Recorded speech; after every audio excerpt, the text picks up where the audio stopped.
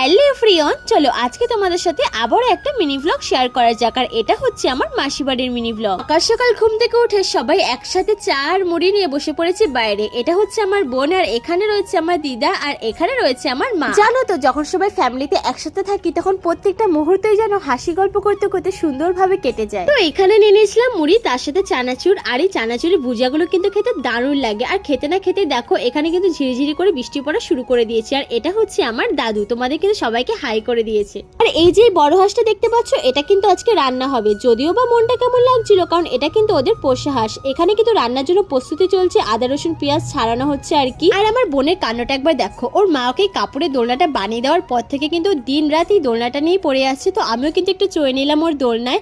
আর এদিকে ওই হাঁসটা কিন্তু ওর ঘর থেকে একদমই বেরোতে চাইছে না। অনেকক্ষণ খোঁজাখুঁজি করার পর ফাইনালি কিন্তু বার করতে পারলো। তো তোমরা এই হাঁসটার নাম জেনে থাকলে অবশ্যই জানিও। আর আজকে মিনি ব্লগটা এইটুখানি কেমন লাগলো জানাবে। বাই।